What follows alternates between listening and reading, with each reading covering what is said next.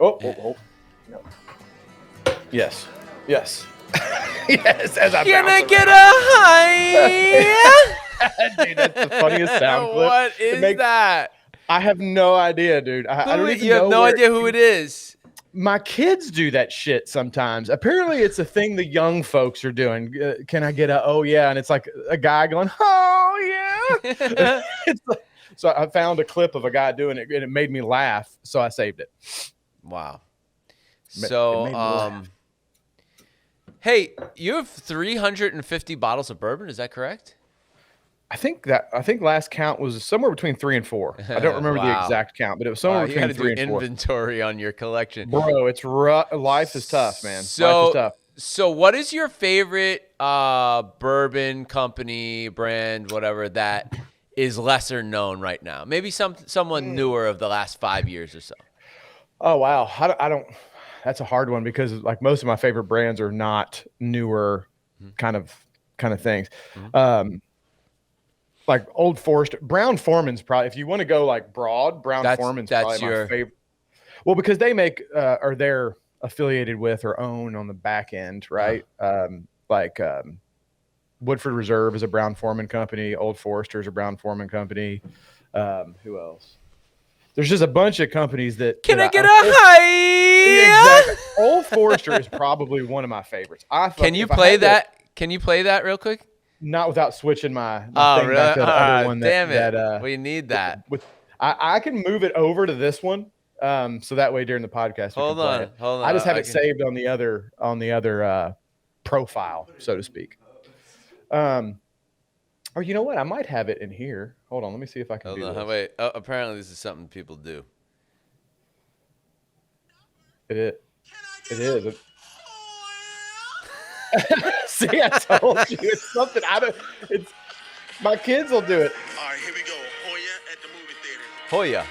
Attention, moviegoers! Can I get a Hoyeah? I don't know. It just shows you that I'm old because I didn't know anything about this. And my kids would do it, and it almost sounds a little like dirty, right? So like, yeah, it does. It seems like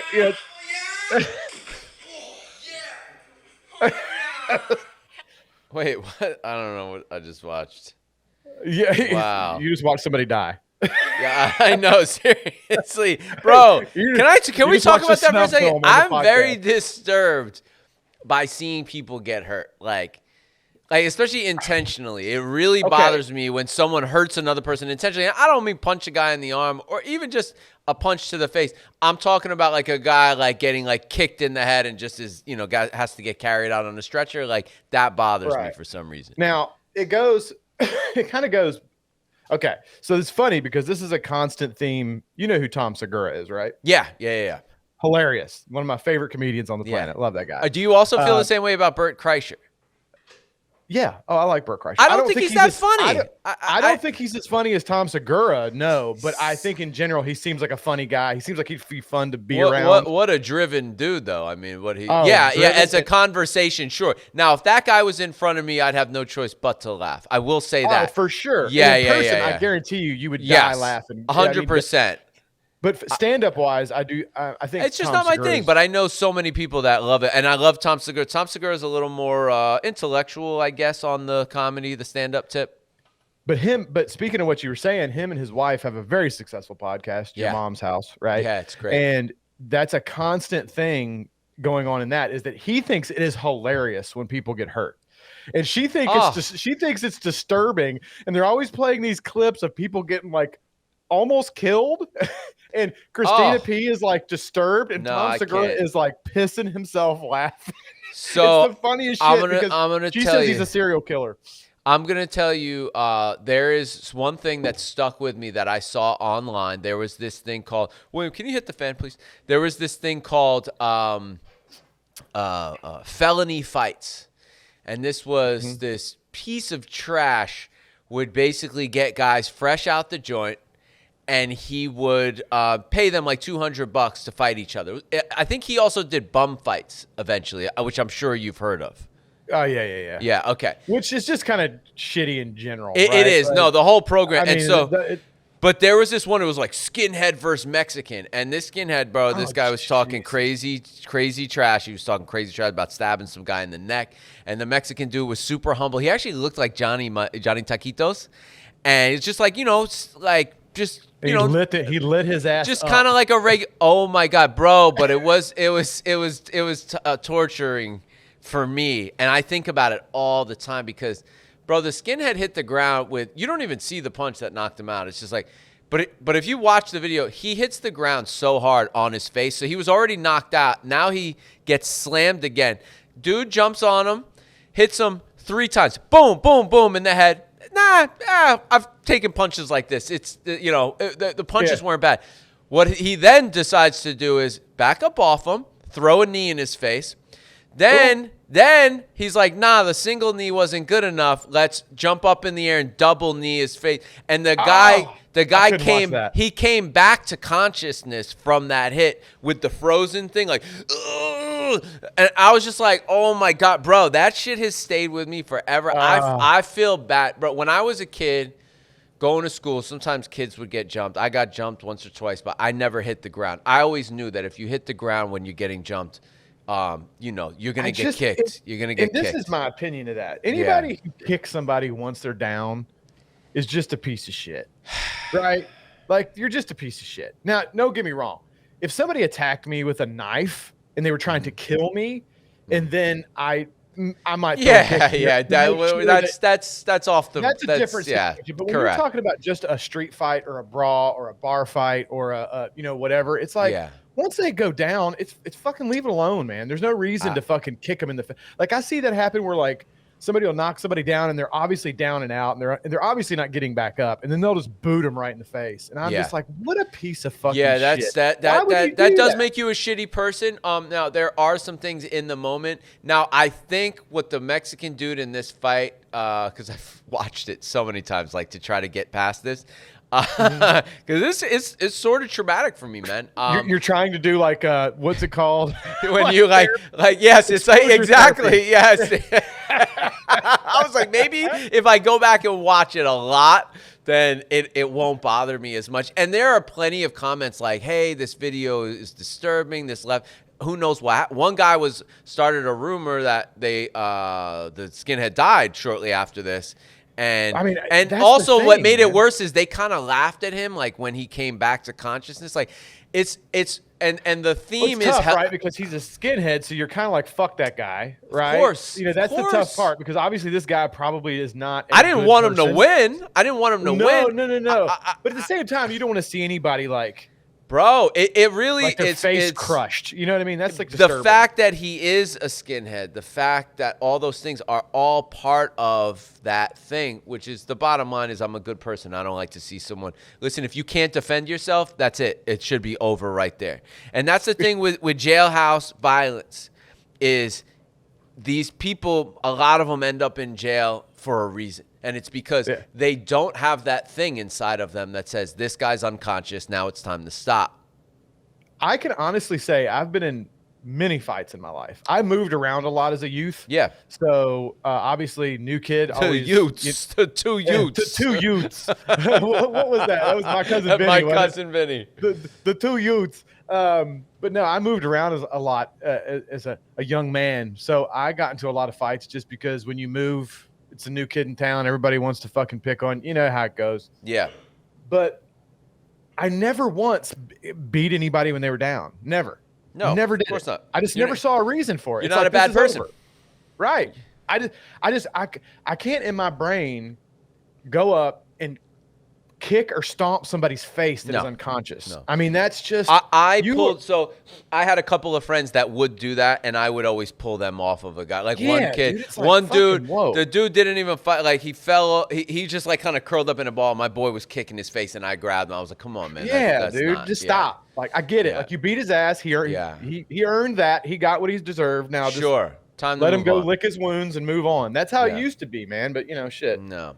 Who knows? Well, the kids now don't even fight. They just shoot now. That's the thing. Dude, it's that's like, a fucking thing. Just kill someone. I mean, you're going to ruin your life, their families. I mean, all these people's lives get damaged over this shit. My question is, though, does that really happen that much more than it used to? Shooting? Yeah. Amongst teenagers? I do. I do think so. Nightclub shootings? You didn't have nightclub shootings back in the day. You didn't? I never heard of any. I grew up following that New York era. No one brought guns to the club. And because I thought like was it the 70s or the 60s Disco? Where New York was like. New York was terrible. It was like the highest crime rates New York's ever had. But no one got shot at Studio 54. You know what I'm saying? Like, there are people getting shot at these clubs. Now, you don't hear about it because you go on a different night and, you're not a part of that scene. But, man, people get shot. I won't go out. Yeah, when I saw Dana White smack his wife on New Year's Eve, or rough her up or whatever he did, like, I was like, you dummy. How stupid. You deserve every piece of negativity that you get from this, because what kind of almost soon to be billionaire or maybe already billionaire is out at a nightclub on New Year's Eve? He's doing, you're out there, either you're doing coke, people with you are doing, like, what are you doing, my guy? You have a house for this. We talked about that a couple episodes ago. Yeah, that's right. When you told me, and I was just like, dude, he's older than me. Right. I think he's in his 50s juice. now. That's the juice. And that's okay, let's talk about steroids. That's why steroids let's fucking talk about steroids. Steroids make you, they take God's fucking whatever, the natural organic slowdown of the human being over time.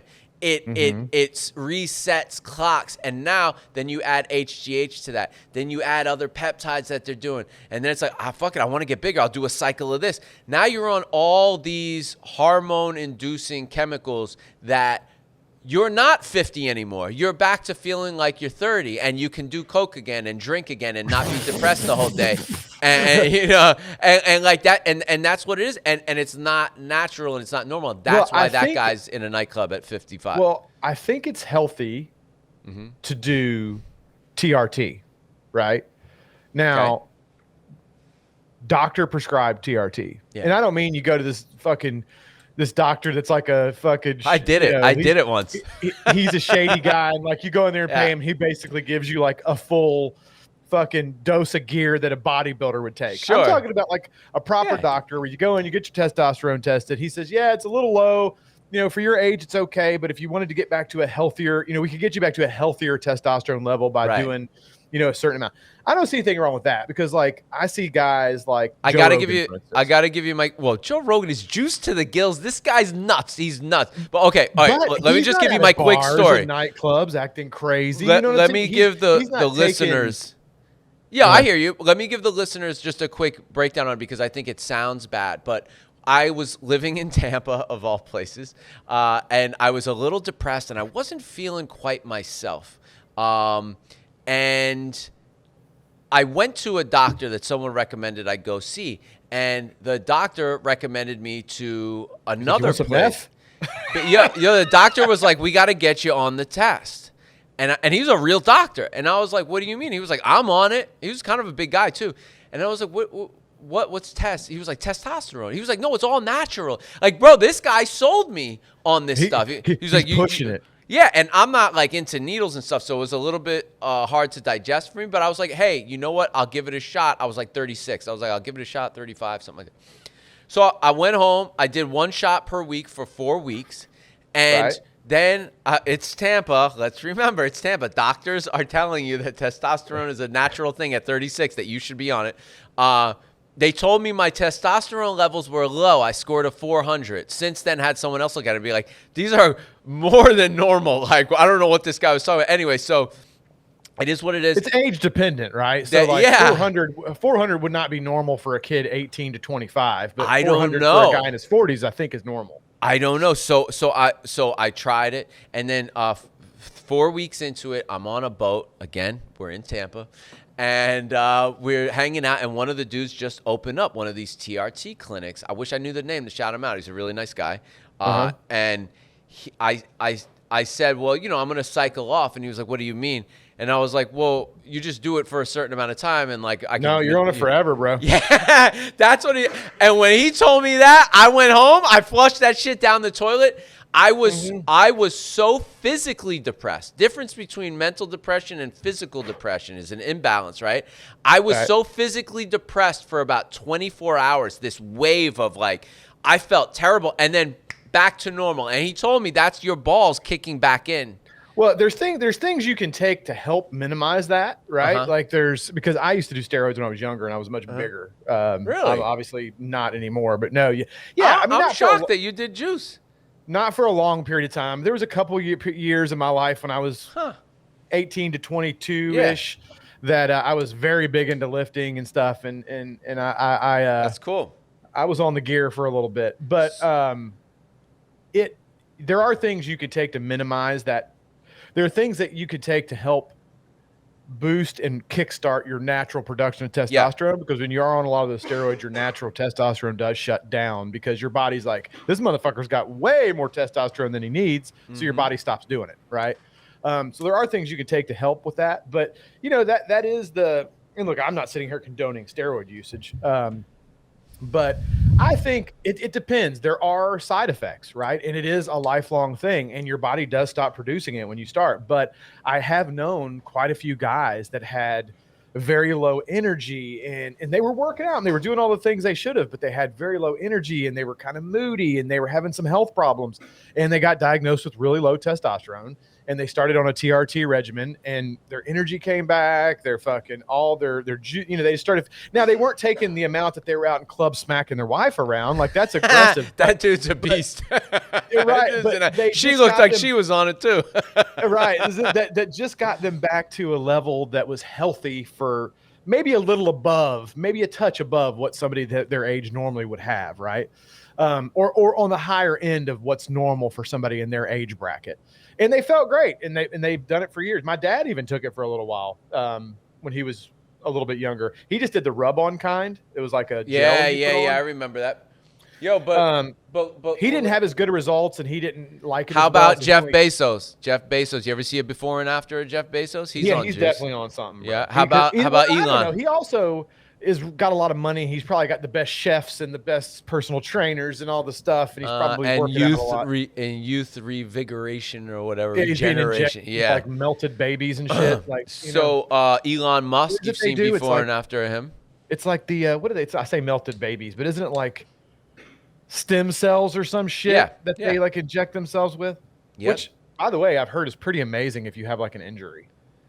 Bro, what? So Lance Armstrong wasn't just on steroids, but really what they were doing was they were pumping too much blood into his body. Yeah, he was blood, isn't it called blood doping, I think? Mm-hmm. Yeah, a lot of those endurance athletes get wrapped up in that because I could be saying it wrong, but I think it ups your white blood cell count or something like that, or your red blood, or maybe it's your red blood cell count. Some energy. It basically allows you to oxygenate your blood better, correct? Wow. Like, so it allows you to, for endurance sports, it allows you just to go forever, basically. If I didn't have a wife and kids, I would take all this stuff. If you really want to bum your wife out, take some Viagra and then do some of that doping so that your endurance is through the roof and you got a raging hard on for like 4 hours. Oh my gosh. She's like, just stop. What the fuck is going on with you? Yeah, that wouldn't work. That wouldn't work. That's a funny topic, actually, is you see it in movies and stuff, and you hear these women talk about, it's like this thing about they want to have sex for hours and blah, blah, blah. Dude, I don't know any woman that wants to have sex for hours. Like 30 minutes tops, dude. And bro, like, listen, this is very simple. This is to all my young men out there that aren't. No girl wants to fuck for an hour straight. No, there's a couple out there that do. But when they do. An hour straight, though? When this isn't someone that you can marry. All right? No offense to anyone. But this is a reason why you marry the person you marry. And if it's for sex, boy, are you, probably prioritizing a little wrong, unless you're both nymphomaniacs that are absolutely monogamous. But what I've found is most women that love sex also think like men in a lot of other ways too. And, it's, women get, listen, we shouldn't generalize at all, right? We shouldn't talk like that. No. But listen, people get, marriage isn't always roses, right? Like sometimes, so you need someone that's absolutely faithful and trustworthy in order to keep that situation going. So yeah, there are women out there that like sex as much as men, and they are so much fun. They like it, but I'm just saying, like, for an hour straight, like I was pretty promiscuous in my youth and had a good time because I'm under the mindset of while you're young, get it out of your system. It makes you a more faithful and better husband when you get older because you got it out of your system, right? Like that's my mindset. So in my youth, I had a good time, and problem with that theory is you just regenerate again. it's fucked up, man. Sometimes I wish I could get rid of it. But with all the girls, I never met any of them that would want to do like a 2-hour marathon. Like, don't get me wrong, like 30 minutes, then little hanky-panky, little recuperation, maybe go get a drink, come back, maybe another round, 30 minutes. Maybe throughout an evening, if you totaled it all up, it's a couple hours worth. But, I mean, I heard these stories of these guys like, hour-long marathon session. I'm like, that sounds miserable. These dudes talk a lot of S. Now, this is becoming a recurring theme, and I don't want it to be, but we do need to update, right? And it also plays into the steroid talk, which is what's that? Andrew Tate. I was convinced that he's definitely on steroids. Well, he's been in prison for the last 2 or 3 months, and they just released him and his brother. And probably bigger because they fucking work out all the time in prison. Okay, so that's the thing. So why do guys get more jacked in prison? I can tell you it's not just they got nothing to do but work out. They're also around a ton of testosterone, and I'm a big believer that if you're in a fucking pack of wolves all the time, you're going to become vicious eventually too a little bit. I think there's osmosis of all that testosterone in prison. Also, keep in mind that when someone goes to prison, a lot of these guys, it's the first time in their lives that they're off booze and drugs for the most part, So, well, and I mean, I think it's just that I mean, and I know nothing about prison, so somebody might respond to this and be like, "Shut the fuck up! You don't know what you're talking about." But it's like you eat what they give you, you sleep when they tell you to, and you're awake. So I mean, they kind of force you to live. I say I eat. They probably don't get fed very balanced meals. Probably it's probably kind of garbage as food. All carbs. I don't know.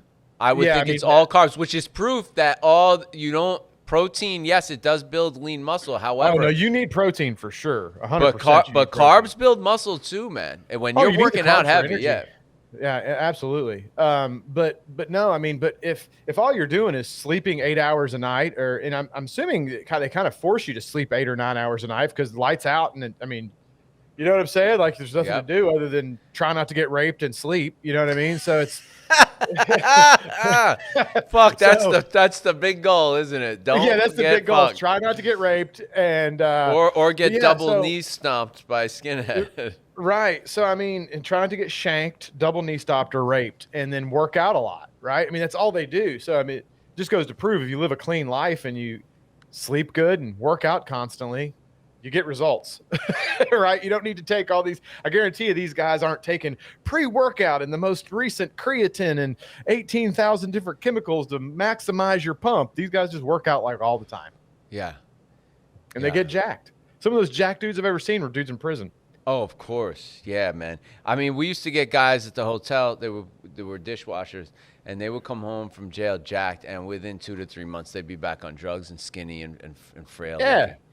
Yeah. So, prison's a weird thing, man. Prison's a weird. I mean, it's absolutely necessary. You got to have somewhere to put the shitheads, right? Yeah. Yeah. So it's a weird thing because I don't know that it really helps people for the most part. It doesn't. It doesn't. And why are these people so violent? Well, I read a little something that said that oftentimes men who end up in prison for violent crimes were typically beaten as children, right? I got my ass kicked as a kid, and I don't do any violent crimes. Yeah, I hear you, but like I was at the park the other day. Beaten though. Let me rephrase that. You got reprimanded. I got back in my day though. Like you got whipped, and sometimes with a belt. Like that was just how they. My dad was such a pussy. He hit me with a belt one time, and I could tell as like a 8-year-old that this hurt him more than it hurt me. I was like, all right, guy, are you done yet? This is terrible. If you're gonna do it, just do it. That was how you disciplined kids, though. Like in our era, I mean, they used to paddle in schools. You know what I mean? Like that. So do you think that there's any truth to the possibility that people who get hit, not just hit, but their parents really go in on them, that they could be that can produce a more violent person? Yeah, I mean, I don't think it's a definite, right? Because I know people that come from very toxic situations and turned out to be wonderful people. Mm-hmm. But when your mind is in that developing phase, and your brain's building a lot of pathways with how you deal with things and stuff, if you're just getting your ass kicked all the time by somebody that's supposed to be loving and protecting you, that's not good. Yeah, that can't be a positive thing, right? So the other day, I was at the park with my kid, and we went to a park that's like more public, I guess. And it's in a different part of town. It's right in downtown Orlando, Lake Eola. A lot of people from all different walks of life go there. And so this Puerto Rican dude, he was there with his kid, and his kid said something, and he cracked him right across the face, right? Oof. Everyone kind of quieted down out there, right? Everybody was like, I'm surprised he didn't get the police call on him.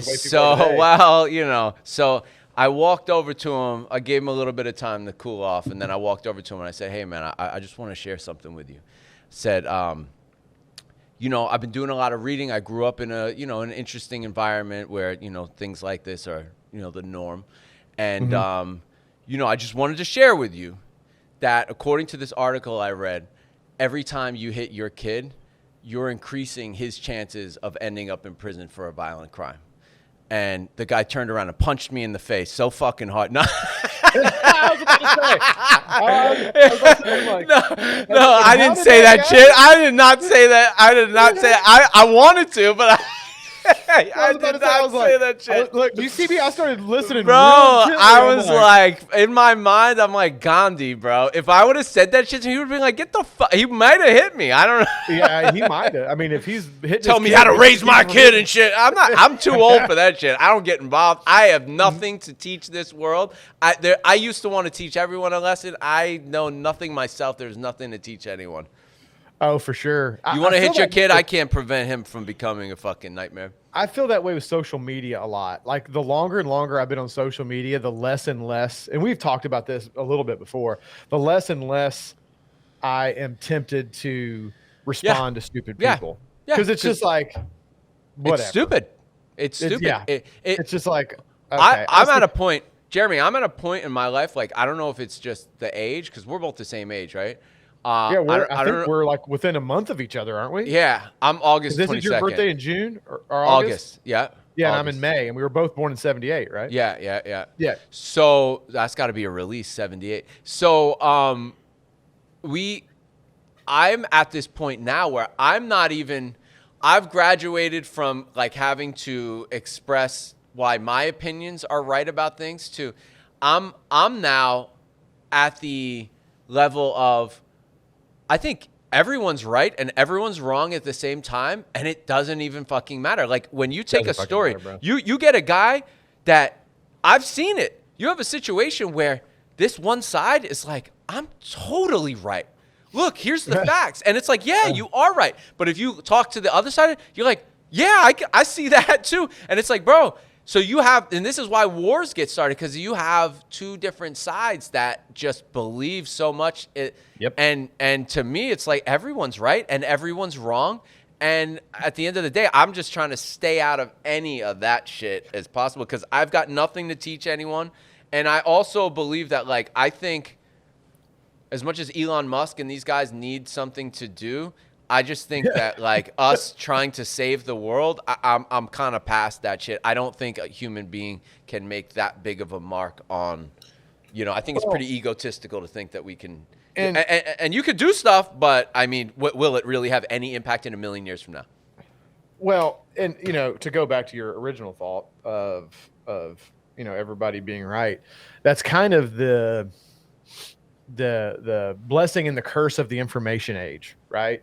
The blessing is we live in an age where information is more readily available than it ever has been, and you can learn things at a crazy speed, and you have this instant access to so much information, and like it's super, like it's kind of a really cool time to be alive when it comes to that. The downside of that is everybody goes to www.imfuckinright.com and finds some study or some article backing up their claims, which then emboldens everybody to think that they're right about everything. And this happened just last night. My wife told me a fact, and I said, I think that that's not true. I don't agree with it. I went online. I looked it up.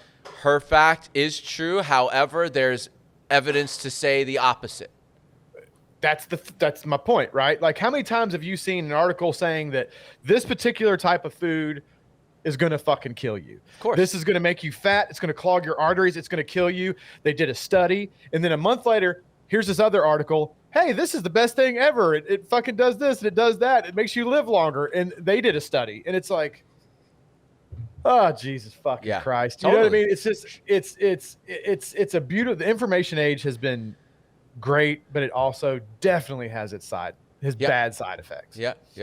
I don't know if you know this or not, but I'm potentially being sued by That's a guy. Thing that people should stop with the suing on everything. So check this out, and I think factually, and so do all the people that I've kind of like talked to about it. They're like, yeah, you're 100% in the right, but it really doesn't matter if this person thinks that they're in the right, then they're gonna do whatever it takes. I put out a product. It used the word Wabbit. Oh, I saw your post about that. And some guy used the word, but in a different phrase. And then he was gonna put out this Year of the Wabbit. I did like a Chinese zodiac spoof. Okay.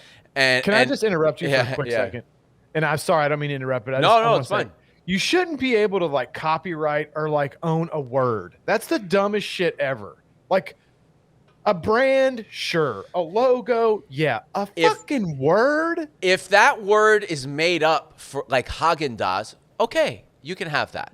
But Halloween, Wabbit, no. Christmas? No. What, is somebody going to fucking trademark Christmas and then nobody can use it? They could. Like, that's the dumbest shit ever. Like, you can do it by industry. You can do it by industry. Yeah, you can. That shouldn't be allowed to be a thing, dude. It really shouldn't. Like, I understand, like I said, a logo, a brand name, a trademark, like something like that. But like, come on, bro. Like a word that is a commonly used word in the English language. Like, stop it. Fucking stop it. So this guy calls his lawyer, which I was shocked at, and he's like, yeah, I'm going to put out a product also called Year of the Wabbit, but this guy's putting it out before me. I want to send a cease and desist and try to stop him from putting out the product so that I can release my product. And I told the attorney, I was like, I'm not hiring an attorney for this. I will not sink any money into this. You know you're wrong. You are trying to impede on my ability to run a business, and you don't have a trademark. You don't have the trademark. It's very simple. Aren't there laws against frivolous lawsuits, or like, can't you sue somebody for a frivolous lawsuit? Here's the problem with that, okay? And Gwyneth Paltrow just did this. Now, apparently the guy that Gwyneth Paltrow did this to has some money, okay? But she took a wrongful lawsuit like that, beat it in court, and then decided to sue him for $1 plus all her legal fees, and she won. I told my wife... He doesn't have any money, probably. I told my wife, good luck to her trying to collect that money. So basically... So that's the problem. Exactly. And so I wouldn't do that. I'm not looking to be in court ever for anything. So no, I try to stay as far away from fucking court as humanly possible. But I don't know, man. I feel like there needs to be something to stop people from all these frivolous lawsuits, because a lot of people, dude, and I know people are going to say, that's just the way there are people. I don't know, did we talk about this in a podcast recently or in a live stream? I don't remember, but there are people or companies that will sue other companies just to put them out of business. Correct. For fucking frivolous reasons, just because they know they can keep them in court and they have more money and more lawyers than they do. Correct. And just bury them in legal stuff. And it's like, man, that shouldn't be. That's such just a miscarriage of justice. You shouldn't allow that kind of thing to go on. You can get something called an injunction. So once you get to, I'm not exactly sure how it works, but once you get to a court of law, someone says, hey, this is not right, and I can file for an injunction, which means that they have to leave me alone. They can't bother me. Right.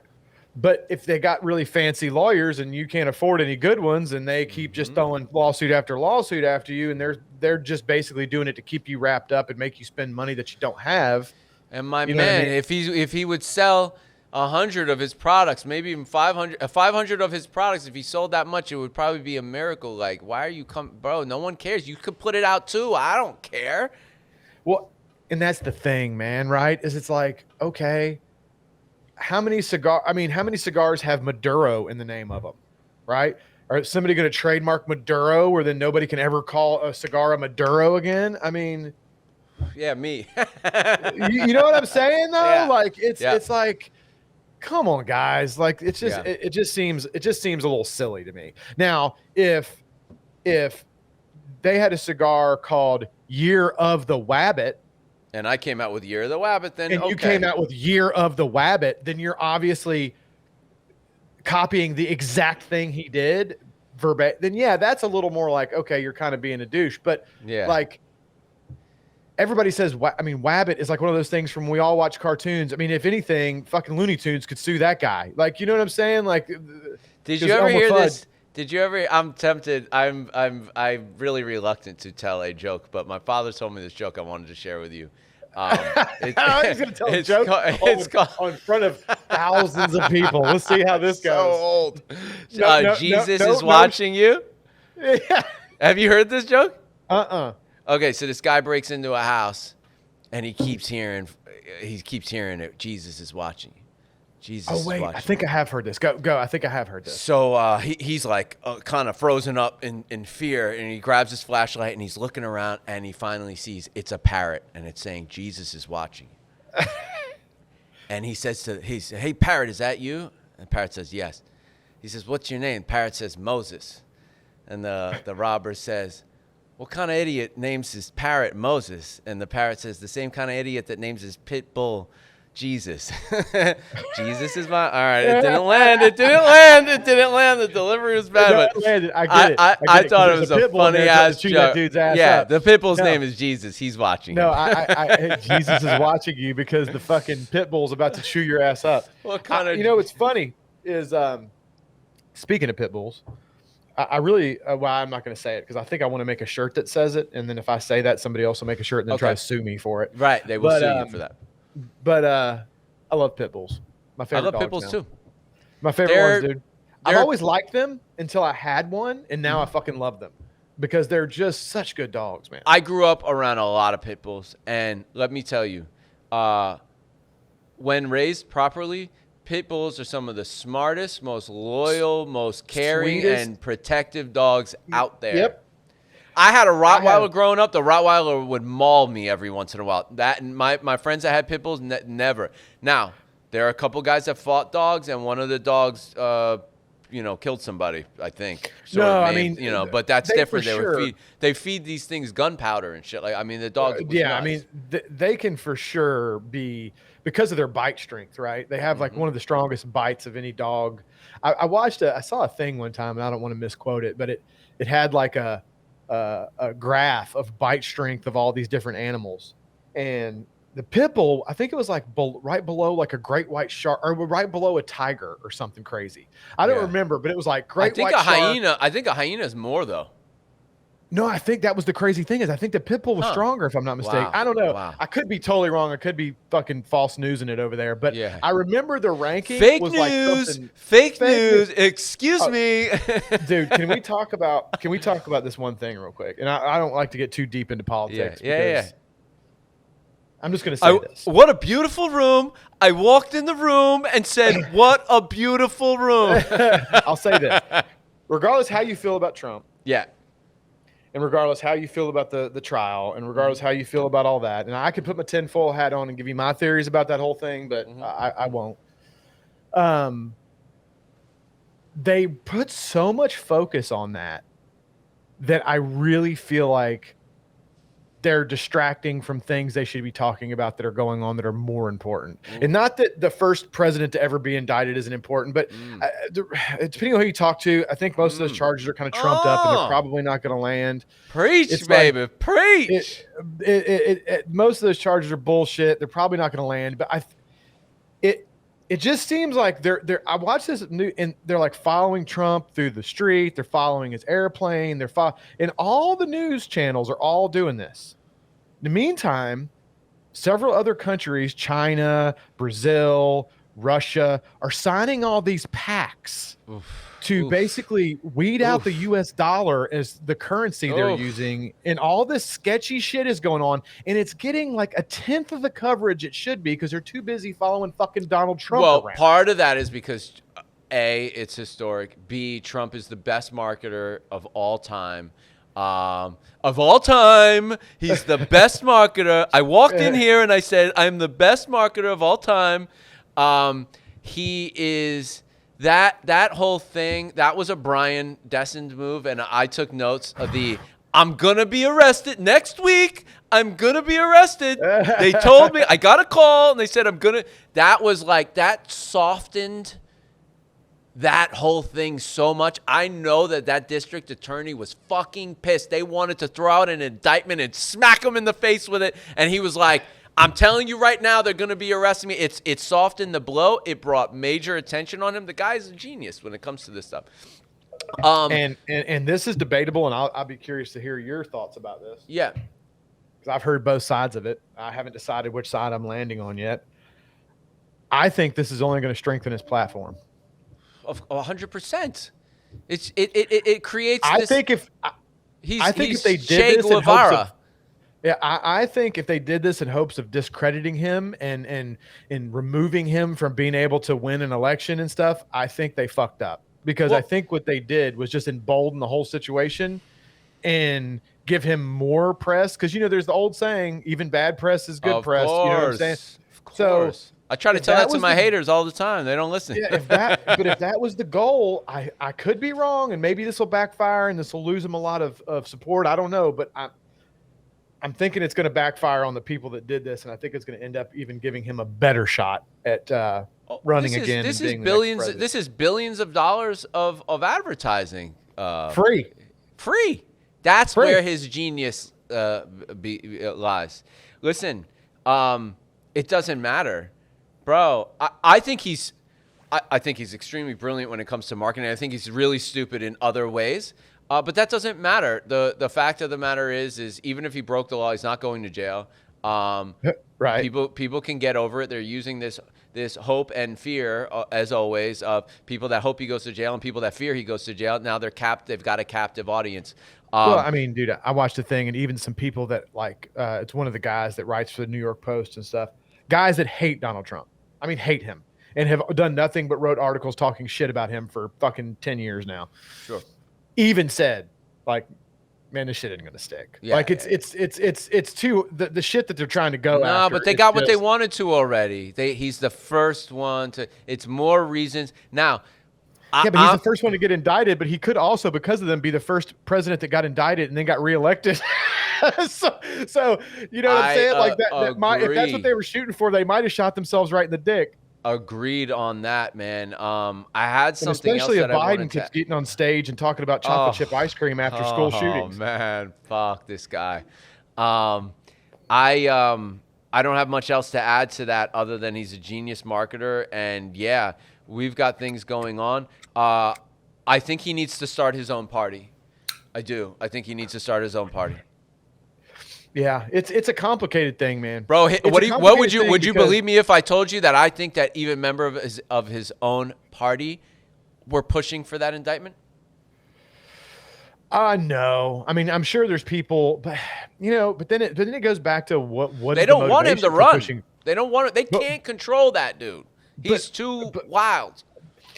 And here's one of the things that one of the reasons that I always kind of the part of Trump that I always kind of liked, right, is regardless how you feel about him and if he's an asshole and everybody hates him and blah, blah, blah, blah, blah, he's an outsider and he kind of calls out the bullshit that goes on and says, look, the government's kind of fucked up. There's some shady shit going on here. It's all the deep state stuff and all that. You know what I mean? He's not a lifetime politician, which I like, right? Sure. Everyone like that. I wish there was more non-lifetime politician type people that would run. Just because I think people that are ingrained in that for generations or for 10s and 20 years, inherently I think it's going to corrupt you. I mean, it's just the nature of the system, right? Oh no! It's way beyond that. You can't get to certain levels without being corrupted first. That's what I'm saying. They test you. They test you along the way. They throw shit at you to see how deep you'll go. And the deeper you go, the more they push you in. I think we should both fashion some tinfoil hats, and when we start going into these conversations, we should just put our. No, but I'm just saying it's like it's not conspiracy anymore. We're pretty sure that they push. They see who's willing to do what, and those are the Dick Cheney. Like what? We don't want to get it, but like Dick Cheney was willing to send thousands of young 18-year-old men and women into an unwinnable situation to die. And they did. Thousands of them died. At least 100. I don't know the exact total. So that his company, Halliburton, could make money. Okay? Yeah, that's... these are people that will do things that you would never in a million years... I'd rather go broke in the street and live like in the gutter than to ever have to make a decision like that. So anyway, let's move on. Like to say that these people are corrupted, they're not even human. He's like they're corrupt, they're not even human. The New York comes out of you sometimes in the way you say things, and it just makes me laugh. You're like, they're so corrupt. They're not even human. They're not even. So like, I try to polish the New York thing out, man. I try to polish it out because like when I hear people talk like that now, I'm like, accents are old, man. People used to find them charming. They're lame now. Everyone talks like the Gen Z. They all talk the same no matter where they're from, pretty much. Yeah, dude. But you know what? To me, that's sad a little bit because there was something that gave character and a little bit of something in your personality that showed where you're from. You know, like I love it when I hear a guy that's like New York as fuck. Like I think it's great. Like he's just like, yeah, get the fuck out of here. You know what I mean? Like that kind of guy. Like it's fucking great. Like. A super Southern accent. New York somebody from Boston, like I like it. Yeah, New York. Even if I don't love the accent, because there's some accents like Minnesota, like the people up there that don't you know? Like I don't think that's the most. Don't you? They say that in Pennsylvania. Don't you know? I don't think that's the most appealing sounding accent, but I still think it's cool, right? Like, what's your favorite accent? Probably Irish. Yeah, it's pretty cool. It is cool. There was a guy I worked with in New York. He had an Irish accent. I swear to you, men and women alike would just be, here's my office. Come on in.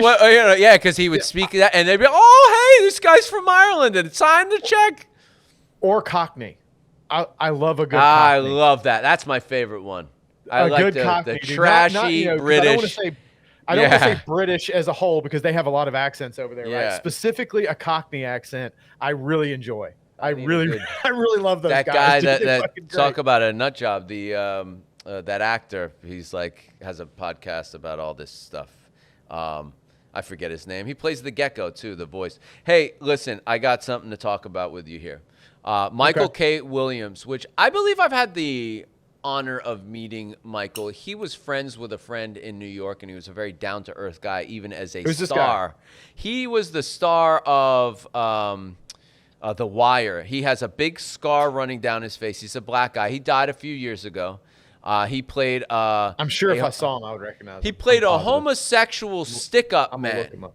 He was a homosexual stick-up man in Baltimore that would rob all the... Michael K. Williams. Not Michael B. Jordan. Big scar down his face. New York dude. He was friends with a guy that I used to know called All Lyrics. Yeah. He's dead? Yeah, he died 2 years ago of an overdose. He does? I was going to say, he doesn't seem like he would be that old to where he would... He's like our age, maybe a little older. That's what I'm saying. So dead, so he died a couple years of an overdose. Sad tragedy, tragic thing. And he was open about his drug problems. He was on the horse, off the horse, on the wagon, off the wagon. But I remember seeing him and stuff. His drug dealer just pleaded guilty to selling him the drugs and is now facing murder charges. As someone who in my teens thought drug dealing was really cool, which it is not, and was involved in that kind of stuff. I also am reminded of the Mac Miller, his drug dealer, I believe, is being prosecuted for murder. How do you feel about that? That's what I'm asking you too. Like I don't know, man. It's a weird thing, right? Because is drug dealing horrible? Yes. Should drug dealers get heavy penalties for dealing drugs? Yes. Should they go to jail for being drug dealers? Absolutely. Should they be charged with murder? I can see why some people would say that, because if it wasn't for them, the person wouldn't have been able to get the drugs. But that's not they true. did not.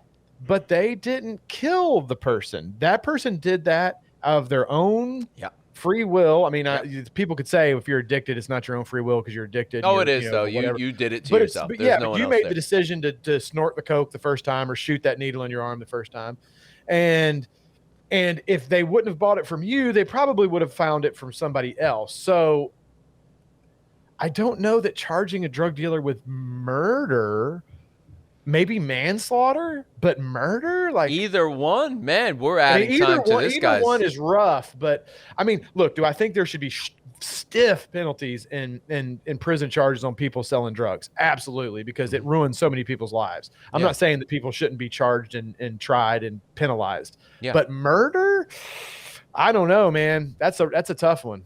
It is a tough one. How do you feel about that? I say no, you shouldn't be able to charge them with murder, and I say it reluctantly. I don't say it happily. I say it reluctantly too, but I kind of, It's not, hey, look, man, like I said, I'm a very nice person. I'm good to people. I serve my community. I try to donate money. I do donate money to charity. I do all of these things. The things I did when I was 16,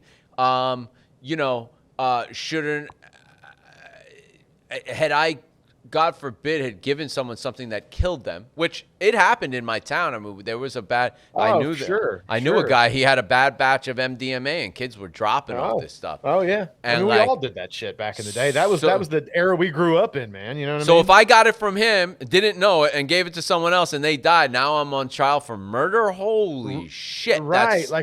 Yeah.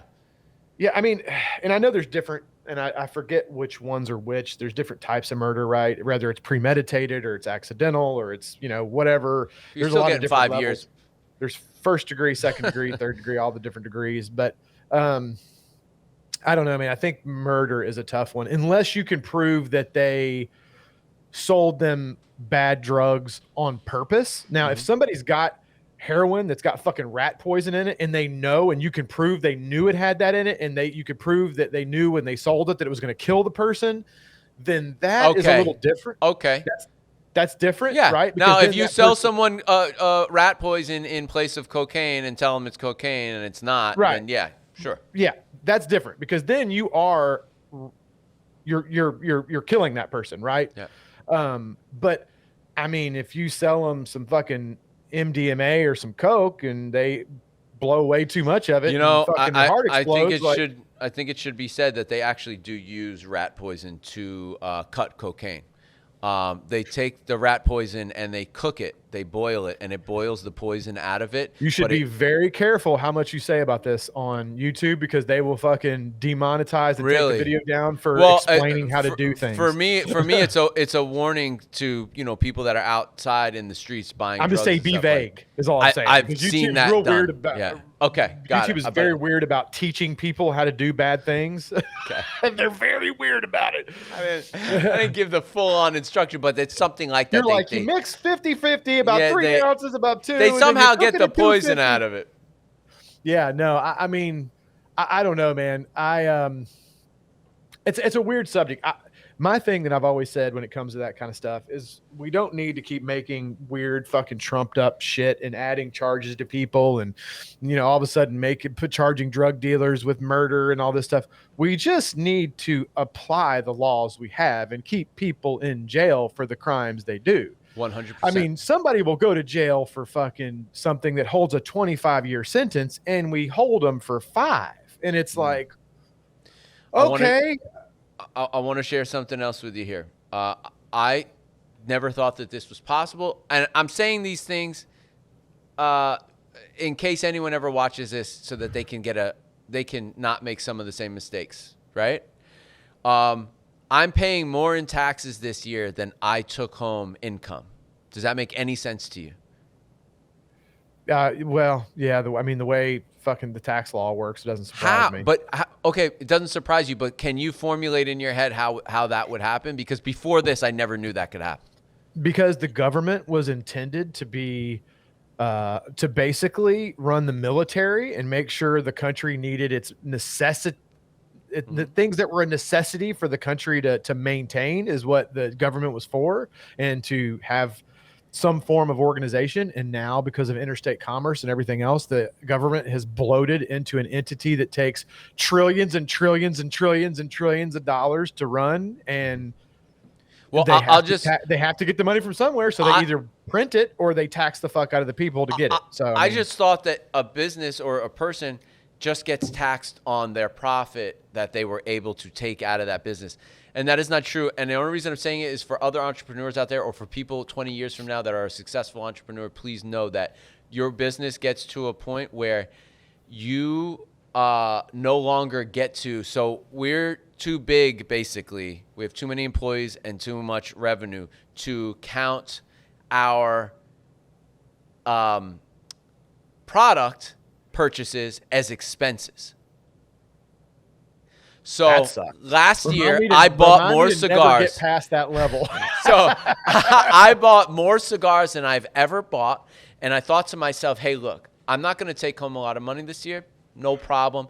I'm cool with this because this is an investment into my business, and so that we can age these cigars for 25, 26, 27, all that stuff, and I'll have to pay taxes on this stuff when I sell it, of course, because that's a profit, and then you pay taxes on that."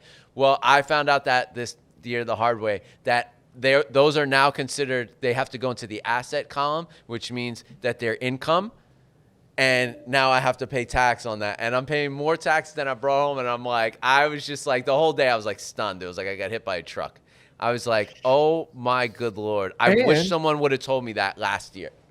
Oh, and thanks, Biden. I don't know if that has anything to do with it. He just hired, like, I don't know the number, but a ridiculous amount of IRS agents. And he's basically beefing that whole thing up and spending millions to billions of dollars beefing up the IRS so they can hunt more people down and take their fucking money. A sales tax, thanks, Biden. A sales Appreciate tax you, buddy. makes a lot more sense than an income tax. Go eat your fucking chocolate chip ice cream. Oh man, you love this guy. I also want to talk about. Dude, I haven't been this irritated at a president in my entire life. Bob Lee, the guy who created or founded or was at least the CEO of Cash App, was murdered in the streets of San Francisco at 2:35 a.m. Who? His name is Bob Lee, and he was stabbed to death in the streets of San Francisco at about 2:30 in the morning. Bob Lee, who was he? He was the founder of a Cash App. Oh, okay, never mind. Yeah. For some reason, that name sounded familiar, and I thought it was like a Stanley. I thought it was like oh, you know who I think it was? That shows you how. Wasn't that the character's name in the Shooter series with Mark Wahlberg? Wasn't his name Bob Lee? That was a great movie, though. I'm pretty sure his name was Bob Lee, because I'm thinking, wasn't that like some military guy, Bob Lee? And I think it was because that was the character's name in the movie, and I was mixing it up with like a real person. What an idiot! Jesus I don't know Christ. why. I don't know why I mentioned it or brought it up. I think mostly I read it and I was like, wow, whoa, how did that happen? You wanted to quickly get me off Biden as quickly as you could. So no, not at all, not at all. We can talk about chocolate chip ice cream all you want. But no. Look, I don't like to get on him too much because it does. I don't like to. Well, he's so old that they feel bad about it. And I had somebody, one of my subscribers actually sent me an email because I had said something in one of my videos, and he was like, "Man, I really always liked the fact that your videos were kind of political free. And, the fact that you said that kind of bothered me." And I'm like, "Look, man. For the most part of my channel, I keep it fun and light, and I don't get involved in that shit because for me, the videos on my channel should be an escape. People are inundated with this shit enough day in and day out that I don't need to push it further. But man, I have never been more disappointed in an administration in my life. Obama, I didn't vote for Obama. I didn't agree with him, but you know what? I wasn't mad at him. I didn't agree with everything he did, but overall, I think he was a good president, right? I didn't agree with everything. I wasn't a big fan of Obamacare and all that, but overall, he was a good president. He didn't fucking destroy anything. I didn't have a problem with him. This guy, I think, is making some decisions that we're going to be living with for years and years and years to come. By the time Biden took office, I had tuned out completely, and I want to stay that way because it'll drive you nuts, and I don't have the mental capacity to. I told my wife the other day, I was like, I've got to stop. I got to stay out of social media because I've been keeping up with it more than I like to lately, and I just keep getting more and more frustrated with the stuff that I'm hearing. Yeah, and I'm like, man, I'm pretty much off Instagram. Like, you can DM me. I'll repost some things. But there was this guy named Dick Holdin, who I call Holdin Dick, and he was like posting things. Holdin Dick. He was holding Dick. He had nothing, but he was like posting things like, I was supposed to give to a charity and I never gave to that charity. We did an investigation. They were doing an investigation. Some guy on Instagram with 5 followers is doing an investigation, and they called some charity that I said I gave money to, and they were like, hey, and I just posted the receipt. I was like, I don't give a shit what you said. Here's the fucking receipt. But I'm over it. Like, I'm not gonna respond to every one of these crazy people. Yeah, dude. It's just, and there's just so much crazy shit going on right now, and you don't know how much of it because the media is so like, you don't know if they're overhyping. Okay, perfect example of something that like teed me off the other day, and I was like, see, this is the reason I can't listen to this shit. I have to just stay off the news. And you always want to ride this line with, you don't want to be completely uninformed and ignorant, not know what's going on, right? You want to not be in a bubble and something fucking horrible be happening. You don't even know what's happening, but at the same time, it can ruin your fucking day. Yes, right? It's this negative cycle of like negative energy and anger. Yeah. Like, I saw all these fucking media sources posting all this shit, bitching about how people were misgendering this person that did this Tennessee school shooting. What was it? Was he a gender different? Oh, it was a transgender person. Yeah. Oh, I did not know that. It was a female. So a transgender male. So a transgender male is a biological woman, though. Right. This was a biological woman living their life as a male. And so everybody was calling her by her name and saying it was the first female shooter. And then there's all these people outraged that they were dead naming and misgendering the shooter. Fucking break already. And I'm like, why are we worrying about respecting somebody who just shot innocent children? Like, fuck that person. And that's the kind of shit that when I see it, I'm like, the world's going to end. It's all over. We're all going to die because all these fucking people are retarded. So and I probably will get in trouble for saying retarded. I went up to Maine, New Hampshire, Massachusetts. I went up to New England. I had lived in New York, Philadelphia, Pennsylvania, Allentown, that area my whole life, that tri-state area. This is a smoky cigar. Sorry. And I mean, it's just plumes, dude. I'm like, I had never been to New England. I never had a reason to go, never wanted to go. Well, we went to visit my wife's family, and then we decided to drive up the coast. Is that where they're from? They're from Massachusetts. They have a church in Massachusetts. Okay. It's an Armenian church. Very cool place. They just built it.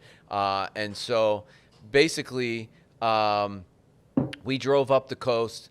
And we went to Portsmouth, New Hampshire, which was mind-blowingly amazing and beautiful. And it was the dead of winter, and it was still sunny and nice. I've heard it's beautiful up there. Then we went up to Kennebunkport, as they call it. And then we went to Portland, Maine, which was unbelievable. Bro, it's out of a movie, these places. And I'm like, yeah, this is where I'm going to retire. It's so low key. It's so quiet. You feel safe. So much. I'll go up there 6 months out of the year and stay here 6 months out of the year. There's two reasons why that will never work for me. One, I think it's too cold too long. I don't mind cold weather, but I don't want like 6-8 months of cold weather. Like I don't want a 1 month long summer. You know what I mean? Like I don't mind cold, but I don't want it to be cold more than it's hot. Right? Yeah. And I think the gun laws up there are crazy strict. I don't take it into consideration because I'm always going to carry a gun. So I don't even buy. Listen, if it's a law, then we'll have to deal with that. But I'm always going to carry a gun. That's the part, though, right? Is if you don't want to carry one up there and end up going to prison. I don't know about that. I don't know that that's true. We'd have to look into that. But even states that don't have, I guess like New York, California, you cannot carry. I mean, you get. Dude, there's some states that it's fucking sketch. New Jersey. Like, it's a damn. Bro, they give you a year for every bullet in the gun. Yeah, I mean, well, thanks.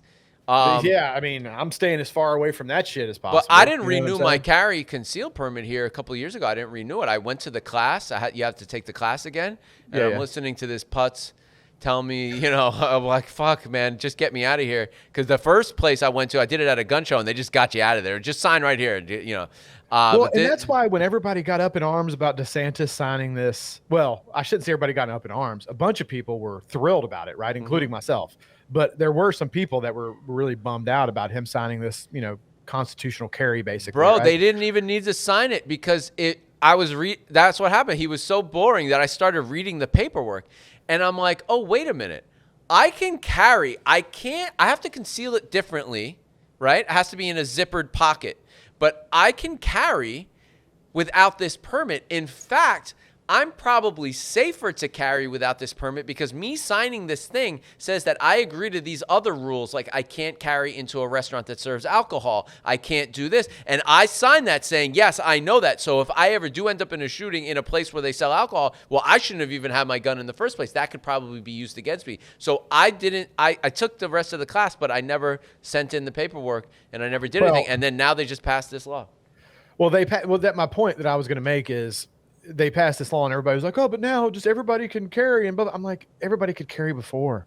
I mean, and I'm not talking about what you're talking about, but it was so easy to get a concealed weapons permit. Like it was like, I mean, all you got to do is go get fingerprinted and then you take a class that takes like an hour. At the gun show, we sat down, we listened to a guy for about 15, 20 minutes. That's what I'm saying. Something. Like, they say, go around the corner to this gun range. They make you shoot one bullet, boom. Right. Then they give you your paperwork. You go get your fingerprints, and maybe they ask you to write a letter explaining why you had a DUI or something like that. Right. Like the barrier for entry to that concealed weapons permit was so low. Why you were caught in a stolen vehicle. That getting rid of it, like, I think it's great that he did because I don't think you should have to do anything. I'm a very Second Amendment kind of guy, but I don't understand why I don't think people understand how easy it was to get a permit. The people that are mad about it are like, well, no, everybody can. And I'm like, everybody could before, man. I don't think you understand how low the entry point was for that concealed weapons permit. Like, that doesn't really, it's more of a, what's the word I'm looking for? It's more of a I can't think of the word. What's the word? So they make you get licensing for certain things in life to prevent just anyone to make it hard and difficult enough that a lazy criminal is not going to follow through. Right. But then the criminals are going to do it regardless what the law is, right? Correct. So like, I don't know how many times when I would do ride-alongs and stuff when I was doing the cop thing, training and stuff like that back in the day. Which those poor guys, I'm really happy my career did not advance in that area. Mad respect to law enforcement. Dude, I love those guys with everything, all the respect in the world, but I'm just happy that didn't advance for me because those poor guys have such a hard road these days, man. Like they're trying to, there's a few bad apples out there. Certainly there's bad apples in every I just think it's being managed wrong. That's all. And not to say that anyone's doing a bad job of even managing. I'm just saying they just need to introduce a couple new innovative things. Like, for instance, I don't think a police officer should be allowed to be a beat cop for more than 1 to 2 years consecutively. I think they should have to be then gone over into this thing, into that thing, and then maybe come back to it. They don't have enough I know. I get it. That's the problem. I mean, I agree. Like, fundamentally, what you're saying, like, makes sense to keep them fresh and keep them from, like, getting inundated and beat down by all this stuff. But there's just, in reality, there's not enough people to do that, right? We have a problem with that as it is. What I think they need is the very opposite. What a lot of people would always call for. Anytime you hear one of these, situations where you got a shit cop that, by the way, that's a very small percentage of the police out there. Sure. I know a ton of police officers, and they're all great people that are there to help people, and they became a police officer because they wanted to help people and make a difference. Yeah. The percentage of these guys that are out there misusing that and stuff is a small minority. But anyway, anytime you have one of these police shootings or something that happens, or beatings or something, immediately it's defund the police, defund the police, defund the police. That is the opposite of what needs to happen. right? Yeah. They need more funding because they need more training. Sure. Because what happens when you get these guys out there that don't have enough training, they get scared and they react on fear, and then bad things happen, right? Just like, okay, for instance, this is a perfect example. You get a guy who's not trained and you get him in a bar and somebody starts talking shit. The odds of him flaring up and the fight happening are much higher than if you get a guy who's a trained fucking killer, right? Odds are most of those guys don't want to fight. They're not trying to prove anything. They're not intimidated. They don't feel in fear of their life because they know they can handle themselves, right? So when you get somebody that's trained really well, they just react better in those situations. So defunding is the opposite of what needs to happen. They need to do more funding so these guys can get more training. Yeah, I couldn't agree with you more. Before I let you go, I want to ask you a question. I feel like this podcast kind of went in a serious direction. Yeah. That's cool. It's gonna be everything. It's life, right? Yeah. What is your biggest driving factor in your career or life? Period. It's tough. Well, with my career, one of the driving factors, I just love what I do, right? So I mean that's a huge driving factor in the fact that I enjoy what I do. It's why I started doing it, and anytime you really love what you do, there's an old saying about you never work a day in your life you love what you do, blah blah blah. But it is much easier to stay driven and stay focused if you're loving what you do, right? If you hate what you do, it's real easy to be like, yeah. But if you love it, my kids are a big driving factor. Mm-hmm. The fact that I do have a family, I have a wife, and whether people disagree or agree with it, I take on a very old school mentality of being the guy in the family. Is my responsibility to provide for my family and make sure that they've got everything they need and they're protected and they've got food and they've got a roof over their head and clothes and all the things they need. So, that's always been a big driving factor for me to make sure that. I was talking to my mom about this the other day, is what I would love to be able to do. And I don't know if I'd be able to achieve it, but it's a goal of mine. So I guess you could say this is a driving factor, is I would love to be able to generate enough success in my life that I leave my kids with enough that I know they'll never eat. Look, I hope that they become successful people and make their own way, but I would like to leave them enough that I know that no matter what happens to them, they'll always have anything they need. Yeah. So basically try to amass some generational security. I think all of those things are my driving factors too. And I absolutely love what I do. But I think my biggest driving factor was to not have to work. That was my original driving factor. It was like, all right, look, this is how I saw it. I got to a certain point where trying to be a superstar or whatever the hell I was doing wasn't okay. I put an expiration date on it. And then I was like, okay, what do I want out of life? I want to not have to work for other people. That's number one. I want to not be in an office building. And I also want to not have to work, period, if I don't want to. And so that's always been my goal. Obviously, providing for my family and all those things are hugely Well, it's funny you now. said you didn't want to work, but you work all the time. Yeah. Right. But I love what I do, so it's really not so work. It's different. So it's different, right? So and I'm not working for anyone else, which was the first box.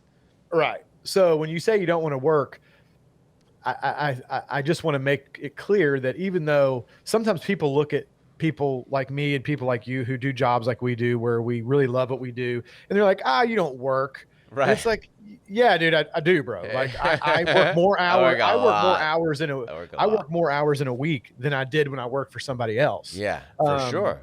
And you get to clock out with someone else too. Right. But I don't complain.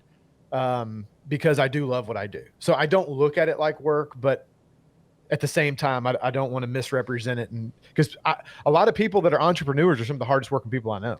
Absolutely. And it is ironic that I work so hard to not work. And my wife is always like, if you didn't have to work at all, you would just be so bored you wouldn't know what to do. Forget it. You would end up starting a whole new thing. And I'm like, yeah, you're probably right. Well, it's hard to turn off, man. Like I've done it long enough now that I don't really remember what it was like to like clock out at a certain time and then just not have to worry about anything. Because when you work for yourself, it's always clicking, man. You're always thinking of new ideas. I love that. I thrive off that. I'm just constantly thinking. Sometimes, and it's I have to apologize to my wife because oftentimes she'll look at me and she'll be like, you're not even listening right now. Like I just, and I'm like, what, huh? What, huh? You know, I love what I do. So I love serving these people. I love making these bands. I love making these projects that get people to want to sue us. I love all of this shit. I love doing a podcast with you. This is all a lot of fun for me. So it is fun. When you love what you do, you really can do some serious damage. So I think we should leave it there, man. This is a great hour-long podcast for podcast number 3. Thank you, Jeremy. This is number 3. Thanks for showing up every time on time and being cool. I was 5 minutes late today. I apologize. I was dealing with some new systems and had to tweak some stuff. It's all good, brother. To everyone out there, this will probably get to you a little late, but happy Easter, Passover, all that good stuff. And thank you for listening. Please share, like, subscribe, but share it with your friends. Let them know that there are 2 people that are semi-normal that have a podcast that aren't juiced up to the gills and, you know, crazy. Because I will say, man, YouTube culture is starting to really crush me, man. It's just too much. Everyone's so extreme in these weird, you know, now they're taping their mouths shut. You're taping your mouth shut at night? Don't do that. Don't do that. I know you said we were ending it, but can I just say that scares the shit out of me? Do not do that. Don't do that. You just consciously breathe through your nose. I promise you it's enough to breathe through your nose while you're awake that nothing bad's going to happen in your sinuses. And I mean, you know, they say that it's safe and they say it encourages nose breathing. And I guess the tape's not strong enough that if you really needed to, you could open your mouth. Like if you know, if it was like, but like. There's a brand called like Hostage. Yeah, dude. It's like, what? I was looking at it, and it's called hostage tape. And they're like, oh, it even works on mustaches and beards and da-da-da. Oh, and I'm like, no thanks. I'm like, bro, like, that is terrifying to me. Like Andrew Huberman is everywhere. This is the guy who, like, he didn't start this thing, but he, like, you know who I'm talking about, right? Oh, I did. Yeah. Honestly, I've Watched everywhere. a lot of his stuff, and he's amazing. He's amazing. I mean, he's a very smart guy. Very and brilliant. He does support all of his stuff with legitimate, like, peer-reviewed studies. It's not bro science. It's not, you know, he's just a Stanford engineer or scientist of some sort. Something like that. But I mean, he's a bright guy, and a lot of his stuff, man, I actually have been like, I want to try that. I want to try that. Because after you hear his logic behind it and you hear the studies and stuff, you're like, are you talking about burning fat at your desk just by simply picking up your foot, your calf muscle, like going up on your tippy toes? I saw that one, right? He thinks they think it mimics walking. They think it mimics walking, so the brain doesn't know the difference, and it's causing people's metabolism to speed up. Yeah, I saw that clip, and I was like, wow. So, but YouTube is just crazy now, man. I'm just like, man, what am I watching here? Well, the problem with YouTube, man, is that not everybody is Andrew. What's his name? Huberman's. Mm-hmm. Not everybody is a Stanford peer-reviewed journal. You know, they don't have all these accreditations this guy has. It's a lot of dudes out there just giving advice about shit that they really don't fucking know. They heard some guy at the gym say that if you insert fucking gorilla semen in your ass, that it raises your testosterone by 20%. So it does. But you know what I'm saying? Like, and then there's dudes out there trying it, and then somebody catches some form of disease because of it. You know, it's like. And I got to give a shout out to one more guy because you know, I go to the gym, and so I watch some of these videos, and there's a guy, man, his name is Ryan Huniston or something like that. He's jacked. Big dude. He's definitely on the juice.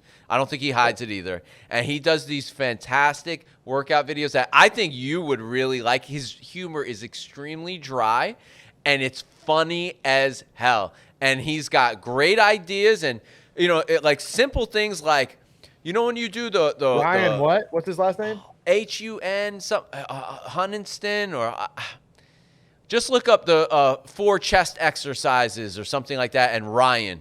He'll come up. He's a big dude. I'll have to go on YouTube. Hold on. Yeah, he's great, man. You got to check him out.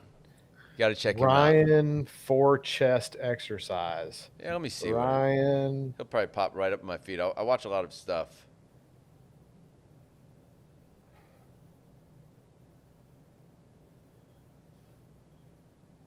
Ryan. Oh, yeah, I've watched that guy. Yeah. He's got one. I taped my mouth shut for 30 days, 11 days ago. Ryan Humiston.